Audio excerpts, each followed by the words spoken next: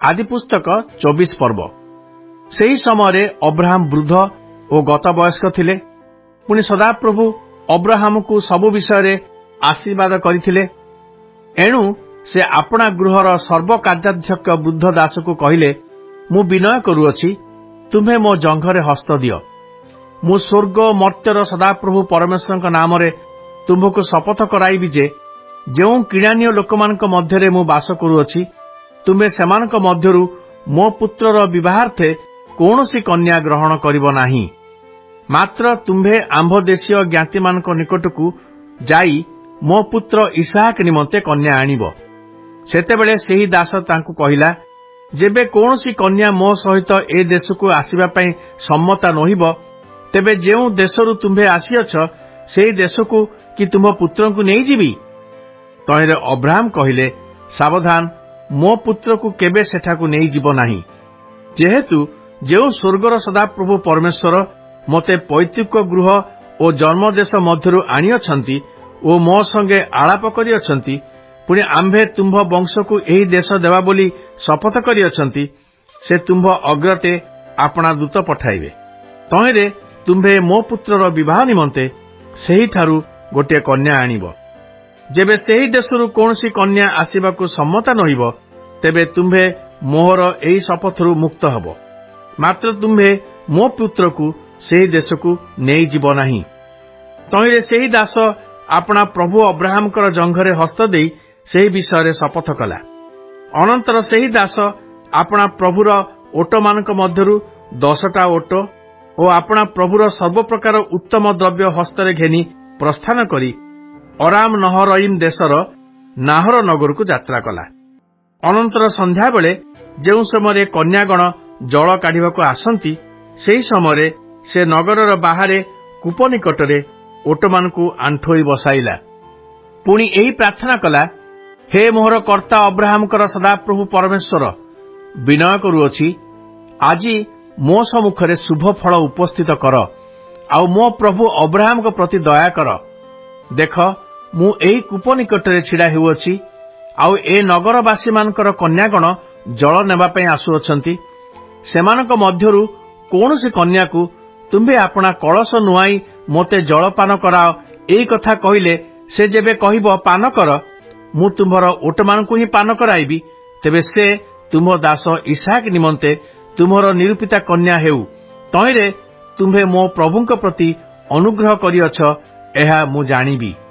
एई कथा कहू कहू अब्राहमंकर नाहर नामक भ्रातार भार्या मिल्कार पुत्र जे बथुएल, ताहार कन्या रिबिका स्कंधरे कलश घेनी बाहरी आसिला। सेही कन्या परम सुंदरी ओ अविवाहिता, आउ कौनसी पुरुषर उपभुक्त नथिला। से कूप भीतर को जाई कलश पूर्ण करी उठी आसुअछि। एपरि समय सेही दास दौड़ी जाई ताहा संगे देखा करी कहिला, मु विनय करुअछि, तुम्भ कलशरु मोते किछि जलपान करिबाकू दियो। तहिरे से कहिला, महाशय पान करंतु। एहा कही से शीघ्र कलश हाथ को ओह्लाई ताहाकू पान करिबाकू देला। पुणी ताहाकू पान करायला उत्तारे कहिला, मध्य तुम्भर ओट सबु जल पी सारिबा जाए मु जल काढ़िबी। तहिरे से शीघ्र कुंडरे कलशरु जल काढ़ी पुनश्च जल काढ़िबा पई कूप निकटकू धाई जाई समस्त ओट निमंते जल काढ़िला। तहिरे सेही पुरुष ताहा प्रति स्थिर दृष्टि करी अनाई रहिला। पुणी सदाप्रभु ताहार यात्रा सफल करिबे कि नाही ताहा जानिबा निमंते नीरव रहिला। पुणी ओट माने जलपान कला उत्तारे सेही पुरुष ताहा निमंते अध भरी परिमित सुवर्ण नथ और ताहार हस्त निमंते 10 भरी परिमित 2 सुवर्ण बड़ा देई कहिला, निवेदन करुअछि, तुमे काहार कन्या मोते कुह। तुम पितांक गृहरे आम्भ मानकर रात्रि क्षेपण करबाकू कि स्थान अछि। तहे से उत्तर कला, नाहरर औरसरे मिल्काठर जात पुत्र जे बथुएल मु तांकर कन्या। से आहुरी कहिला, आम्भ मानकर पाळकुटा ओ दाना यथेष्ट अछि, मध्य रात्र क्षेपण करबाकू स्थान अछि। सेतेबेले सेही मनुष्य मस्तक नुआई सदाप्रभु को उद्देश्य रे प्रणाम करी कहिला, मोर कर्ता अब्राहमकर सदाप्रभु परमेश्वर धन्य हेउंतु, जेहेतु से मो कर्ता प्रति ଅନୁଗ୍ରହ ଓ ସତ୍ୟାଚରଣ କରିବାରୁ ନିବୃତ୍ତ ହୋଇନାହାନ୍ତି। ପୁଣି ସଦାପ୍ରଭୁ ମୋତେ ମୋ କର୍ତ୍ତାର ଜ୍ଞାତିମାନଙ୍କର ଗୃହ ପଥରେ କଢ଼ାଇ ଆଣିଛନ୍ତି। ଆଉ ସେହି କନ୍ୟା ଦୌଡ଼ି ଯାଇ ଆପଣା ମାତାର ଗୃହସ୍ଥିତ ଲୋକମାନଙ୍କୁ ଏହି କଥା ଜଣାଇଲା। ଆଉ ରିବିକାର ଏକ ଭ୍ରାତା ଥିଲା, ତାହାର ନାମ ଲାବନ। ସେହି ଲାବନ ସେହି ମନୁଷ୍ୟ ଉଦ୍ଦେଶ୍ୟରେ କୂପ ନିକଟକୁ ଦୌଡ଼ିଗଲା। ପୁଣି ସେହି ମନୁଷ୍ୟ ମୋତେ ଏହି କଥା କହିଲା, ଆପଣା ଭଗିନୀ ରୁବିକା ମୁଖରୁ ଏହା ଶୁଣି ଆଉ ଭଗିନୀର ନଥ ଓ ହସ୍ତରେ ବଳା ଦେଖି ସେହି ପୁରୁଷ ନିକଟକୁ ଗଲା। ପୁଣି ତାହାକୁ କୂପ ପାଖରେ ଓଟମାନଙ୍କ ସହିତ ଛିଡ଼ା ହୋଇଥିବାର ଦେଖି କହିଲା, ହେ ସଦାପ୍ରଭୁଙ୍କର ଆଶୀର୍ବାଦ ପାତ୍ର, ଭିତରକୁ ଆସ। ତୁମେ କାହିଁକି ବାହାରେ ଛିଡ଼ା ହେଉଅଛ? ମୁଁ ତ ଘର ଓ ଓଟମାନଙ୍କ ପାଇଁ ସ୍ଥାନ ପ୍ରସ୍ତୁତ କରିଅଛି।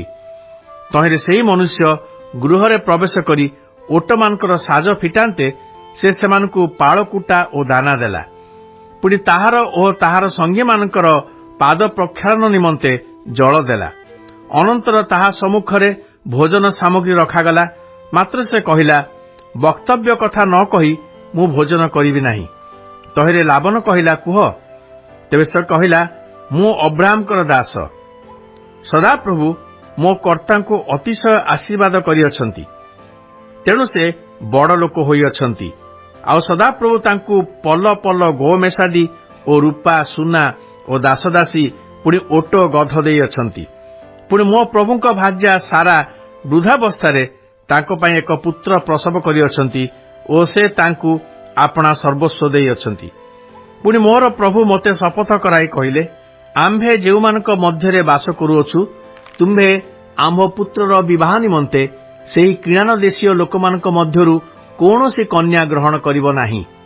ମାତ୍ର ଆମ୍ଭ ପୈତୃକ ବଂଶୀୟ ଲୋକମାନଙ୍କ ନିକଟକୁ ଯାଇ ଆମ୍ଭ ପୁତ୍ର ନିମନ୍ତେ କନ୍ୟା ଆଣିବ।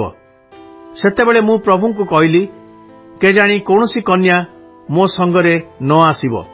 ତହିଁରେ ସେ କହିଲେ, ଆମ୍ଭେ ଯେଉଁ ସଦାପ୍ରଭୁଙ୍କ ଛାମୁରେ ଗମନାଗମନ କରୁ, ସେ ତୁମ୍ଭ ସଙ୍ଗରେ ଆପଣା ଦୂତ ପଠାଇ ତୁମ୍ଭ ଯାତ୍ରା ସଫଳ କରିବେ। ତହିଁରେ ତୁମ୍ଭେ ଆମ୍ଭ ପୈତୃକ ବଂଶରୁ ଆମ୍ଭ ପୁତ୍ର ନିମନ୍ତେ କନ୍ୟା ଆଣିବ। ଆଉ ତୁମ୍ଭେ ଆମ୍ଭ ବଂଶୀୟ ଲୋକମାନଙ୍କ ନିକଟକୁ ଗଲେ ଏହି ଶପଥରୁ ମୁକ୍ତ ହେବ। ଯଦ୍ୟପି ସେମାନେ କନ୍ୟା ନ ଦେବେ, ତଥାପି ଶପଥରୁ ମୁକ୍ତ ହେବ। ଏହେତୁ ଆଜି ମୁଁ ଏହି କୂପ ନିକଟରେ ଉପସ୍ଥିତ ହୋଇ ଏହି ପ୍ରାର୍ଥନା କଲି, ହେ ମୋର କର୍ତ୍ତା ଅବ୍ରାହ୍ମଙ୍କର ସଦାପ୍ରଭୁ ପରମେଶ୍ୱର, ତୁମ୍ଭେ ଯେବେ ମୋହର କୃତ ଯାତ୍ରା ସଫଳ କର, ତେବେ ଦେଖ, ମୁଁ ଏବେ ଏହି ସଜଳ କୂପ ନିକଟରେ ଛିଡ଼ା ହୋଇଅଛି। ତହିଁରେ ଜଳ କାଢ଼ିବାକୁ ଆଗତା କୌଣସି କନ୍ୟାକୁ ଯେବେ ମୁଁ କହେ, ତୁମ୍ଭ କଳସରୁ ମୋତେ କିଛି ଜଳ ପାନ କରିବାକୁ ଦିଅ, ପୁଣି ସେ କନ୍ୟା ଯେବେ କହେ, ତୁମ୍ଭେ ପାନ କର ଓ ତୁମ୍ଭ ଓଟମାନଙ୍କ ନିମନ୍ତେ ହିଁ ଜଳ କାଢ଼ିଦେବି, ତେବେ ସେ ମୋ କର୍ତ୍ତାଙ୍କ ପୁତ୍ର ନିମନ୍ତେ ସଦାପ୍ରଭୁଙ୍କ ଦ୍ୱାରା ନିରୂପିତା କନ୍ୟା ହେଉ। ଏହି କଥା ମୁଁ ମନେ ମନେ କହୁଥିଲି। ଏଥିମଧ୍ୟରେ ରିବିକା ସ୍କନ୍ଧରେ କଳସ ଘେନି ବାହାରକୁ ଆସିଲା। ପୁଣି ସେ କୂପ ଭିତରକୁ ଯାଇ ଜଳ କାଢ଼ନ୍ତେ ମୁଁ କହିଲି, ବିନୟ କରୁଅଛି, ମୋତେ ଜଳ ପାନ କରାଅ। ତହିଁରେ ଶୀଘ୍ର ସ୍କନ୍ଧରୁ କଳସ ନୁଆଇଁ କହିଲା, ପାନ କର, ପୁଣି ମୁଁ ତୁମ୍ଭ ଓଟମାନଙ୍କୁ ହିଁ ପାନ କରାଇବି। ତହୁ ମୁଁ ପାନ କଲି, ପୁଣି ସେ ଓଟମାନଙ୍କୁ ପାନ କରାଇଲା। ଅନନ୍ତର ମୁଁ ତାହାଙ୍କୁ ପଚାରିଲି, ତୁମେ କାହାର କନ୍ୟା? ତହିଁରେ ସେ କହିଲା, ନାହରର ଔରସରେ ମିଲ୍କାର ପୁତ୍ର ଯେ ବଥୁଏଲ, ମୁଁ ତାଙ୍କର କନ୍ୟା। ତହୁଁ ମୁଁ ତାହାର ନାସିକାରେ ନଥ ଓ ହସ୍ତରେ ବଳା ପିନ୍ଧାଇଲି। ଆଉ ମୁଁ ମସ୍ତକ ନୁଆଇଁ ସଦାପ୍ରଭୁଙ୍କ ଉଦ୍ଦେଶ୍ୟରେ ପ୍ରଣାମ କଲି। ପୁଣି ଯେ ମୋ କର୍ତ୍ତାଙ୍କ ପୁତ୍ର ନିମନ୍ତେ ତାଙ୍କ ଭାତୃକନ୍ୟା ଗ୍ରହଣ କରିବାକୁ ମୋତେ ପ୍ରକୃତ ପଥରେ କଢ଼ାଇ ଆଣିଲେ, ମୋ କର୍ତ୍ତା ଅବ୍ରାହ୍ମଙ୍କର ସେହି ସଦାପ୍ରଭୁ ପରମେଶ୍ୱରଙ୍କର ଧନ୍ୟବାଦ କଲି। ଏହେତୁ ତୁମ୍ଭେମାନେ ଯେବେ ମୋ ପ୍ରଭୁଙ୍କ ସହିତ ଦୟା ଓ ସତ୍ୟ ବ୍ୟବହାର କରିବାକୁ ସମ୍ମତ ହୁଅ, ତେବେ ତାହା କୁହ, ଆଉ ଯେବେ ନ ହୁଅ ତାହା ହିଁ କୁହ। ତହିଁରେ ମୁଁ ଦକ୍ଷିଣରେ ଅଥବା ବାମରେ ଫେରିଯିବି। ସେତେବେଳେ ଲାବନ ଓ ବଥୁଏଲ ଉତ୍ତର ଦେଇ କହିଲେ, ସଦାପ୍ରଭୁଙ୍କଠାରୁ ଏହି ଘଟଣା ହୋଇଅଛି, ଏଥିରେ ଆମେମାନେ ଭଲ ମନ୍ଦ କିଛି କହି ନ ପାରୁ। ଦେଖ, ରିବିକା ତୁମ୍ଭ ସମ୍ମୁଖରେ ଅଛି, ତାହାକୁ ଘେନି ପ୍ରସ୍ଥାନ କର। ସଦାପ୍ରଭୁଙ୍କ ବାକ୍ୟାନୁସାରେ ସେ ତୁମ୍ଭ କର୍ତ୍ତାଙ୍କ ପୁତ୍ରର ଭାର୍ଯ୍ୟା ହେଉ। ସେତେବେଳେ ଅବ୍ରାହ୍ମଙ୍କର ଦାସ ସେମାନଙ୍କଠାରୁ ଏହି କଥା ଶୁଣିବା ମାତ୍ରେ ସଦାପ୍ରଭୁଙ୍କ ଉଦ୍ଦେଶ୍ୟରେ ଭୂମିଷ୍ଠ ପ୍ରଣାମ କଲା। ଅନନ୍ତର ସେହି ଦାସ ରୂପା ଓ ସୁନାର ଆଭରଣ ଓ ବସ୍ତ୍ର ବାହାର କରି ରିବିକାକୁ ଦେଲା। ପୁଣି ତାହାର ଭ୍ରାତା ଓ ମାତାକୁ ହିଁ ବହୁମୂଲ୍ୟ ଦ୍ରବ୍ୟ ଦେଲା। ତହିଁରେ ସେ ଓ ତାହାର ସଙ୍ଗୀଗଣ ଭୋଜନ ପାନ କରି ସେହିଠାରେ ରାତ୍ରି କ୍ଷେପଣ କଲେ। ଏ ଉତ୍ତାରୁ ସେମାନେ ପ୍ରଭାତରେ ଉଠନ୍ତେ ସେହି ଦାସ କହିଲା, ମୋ ପ୍ରଭୁଙ୍କ ନିକଟକୁ ଯିବାକୁ ମୋତେ ବିଦାୟ କର। ତହିଁରେ ରେବିକାର ଭ୍ରାତା ଓ ମାତା କହିଲେ, ଏଇ କନ୍ୟା ଆମ୍ଭମାନଙ୍କ ନିକଟରେ କିଛି ଦିନ ହୋଇପାରେ 10 ଦିନ ଥାଉ, ତହିଁ ଉତ୍ତାରେ ସେ ଯିବ। ମାତ୍ର ସେ ସେମାନଙ୍କୁ କହିଲା, ମୋତେ ବିଳମ୍ବ କରାଅ ନାହିଁ। ଯେହେତୁ ସଦାପ୍ରଭୁ ମୋହର ଯାତ୍ରା ସଫଳ କଲେ, ଏବେ ନିଜ କର୍ତ୍ତାଙ୍କ ନିକଟକୁ ଯିବା ପାଇଁ ମୋତେ ବିଦାୟ କର। ତହିଁରେ ସେମାନେ କହିଲେ, ଆମ୍ଭେମାନେ କନ୍ୟାକୁ ଡାକି ତାହାକୁ ସାକ୍ଷାତରେ ପଚାରୁ। ଅନନ୍ତର ସେମାନେ ରିବିକାକୁ ଡାକି କହିଲେ, ତୁମେ କି ଏହି ମନୁଷ୍ୟ ସଙ୍ଗରେ ଯିବ? ତହୁଁ ସେ କହିଲା, ଯିବି। ସେତେବେଳେ ସେମାନେ ଆପଣା ଭଗିନୀ ରିବିକାକୁ ଓ ତାର ଧାତ୍ରୀକୁ, ପୁଣି ଅବ୍ରାହମଙ୍କର ଦାସ ଓ ତାହାର ଲୋକମାନଙ୍କୁ ବିଦାୟ କଲେ।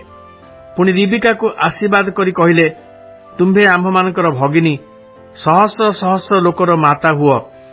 ତୁମ୍ଭର ବଂଶ ଆପଣା ଶତ୍ରୁଗଣର ନଗର ଅଧିକାର କରନ୍ତୁ।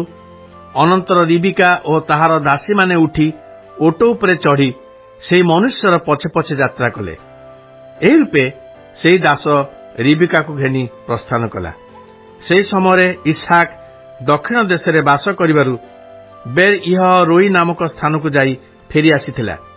ପୁଣି ସନ୍ଧ୍ୟାବେଳେ ଧ୍ୟାନ କରିବା ପାଇଁ କ୍ଷେତ୍ରକୁ ଯାଇଥିଲା। ଏଥିମଧ୍ୟରେ ଅନାଇ ଓଟଗଣକୁ ଆସିବାର ଦେଖିଲା। ସେତେବେଳେ ରିବିକା ଅନାଇ ଇସାକକୁ ଦେଖି ଓଟ ଉପରୁ ଓହ୍ଲାଇଲା। ପୁଣି ସେ ସେହି ଦାସକୁ ପଚାରିଲା, ଆମ୍ଭମାନଙ୍କ ସହିତ ସାକ୍ଷାତ କରିବାକୁ ଯେ କ୍ଷେତ୍ର ମଧ୍ୟରେ ଆସୁଅଛି, ସେହି ପୁରୁଷ କିଏ? ତହିଁରେ ଦାସ ଉତ୍ତର ଦେଲା, ସେ ମୋହର ପ୍ରଭୁ। ଏଣୁ ରିବିକା ଘୋଡ଼ଣୀ ନେଇ ଆପଣାକୁ ଆଚ୍ଛାଦନ କଲା। ଅନନ୍ତର ସେହି ଦାସ ଇସାକକୁ ଆପଣା କୃତକର୍ମର ସମସ୍ତ ବିବରଣ କହିଲା।